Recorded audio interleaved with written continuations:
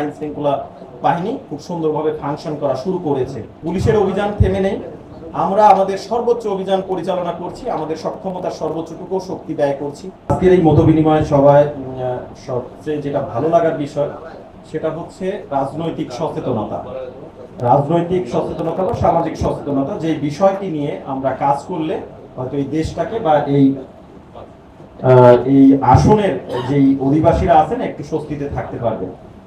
তো সবাই কথা বলেছেন, কম বেশি বিভিন্ন সমস্যা নিয়ে কথা বলেছেন।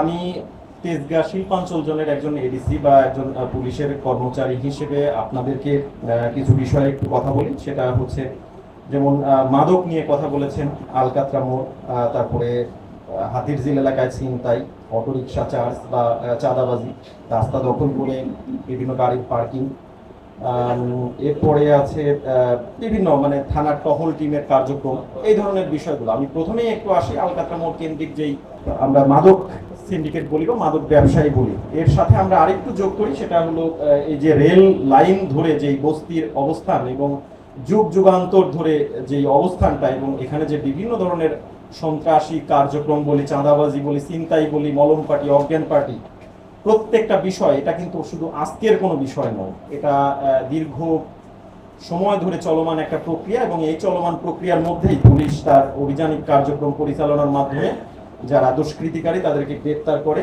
থানা জেল হাজতে পাঠায়, বিচার প্রক্রিয়ায় তারা সাজা ভোগ করে, কখনো কখনো তারা আগাম জামিন নিয়েও বের হয়ে আসে।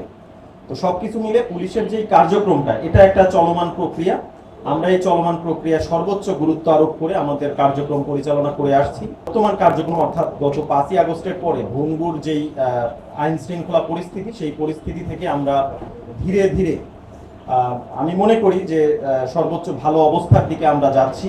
খুব সুন্দর একটা নির্বাচন অনুষ্ঠিত হয়েছে, আইন শৃঙ্খলা বাহিনীর অনেক ভূমিকা ছিল এই সুন্দর নির্বাচন অনুষ্ঠানে।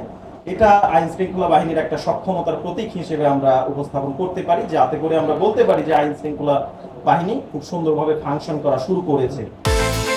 বিকাশ পেমেন্টে 10,000 টাকার বেশি অফার, শপিং চলছে তো। হাতিরঝিলের ছিনতাই বা আমরা শিল্পাঞ্চল বা বিভিন্ন এলাকায়, আমি দৃঢ়ভাবে বলতে চাই যে ঢাকা শহরে যেই জনসংখ্যা 3 থেকে 4 কোটির যে জনসংখ্যা, সেখানে বিভিন্ন ধরনের লোক বসবাস করেন।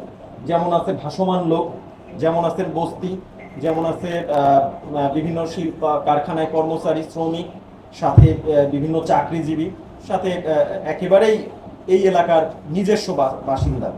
তো এই যে বিচিত্র মানুষের বসবাস, এই বিচিত্র মানুষের বসবাসের মধ্যে ছিনতাই, চাঁদাবাজি, তারপরে এই যে অজ্ঞান পার্টি, আমি একটু অ্যাড করি, আমার কলেজ ছিল বিএফ শাহিন কলেজ। আমি এই ফার্ম গেট দিয়েই আমি চলাচল করতাম, ফার্ম গেটে এসে ডাবল ডেকার বাসে উঠে কলেজে গিয়েছি।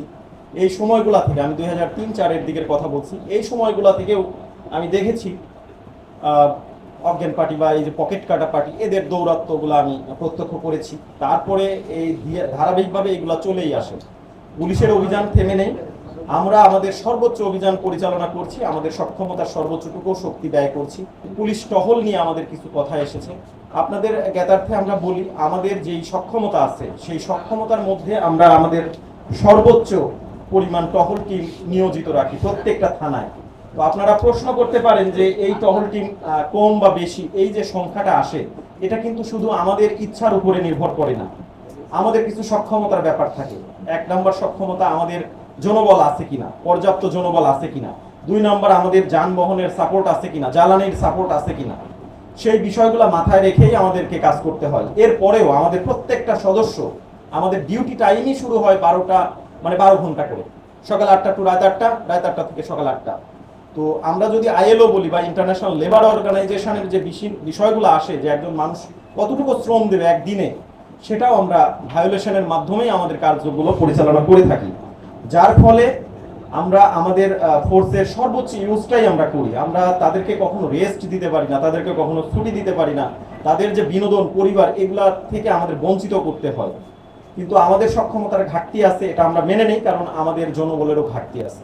এরপরে আমাদের প্রত্যেকটা রাতে আমাদের বিভিন্ন সিনিয়র অফিসাররা আমাদেরকে ক্রস চেক করে আমরা সঠিকভাবে দায়িত্ব পালন করছি কিনা।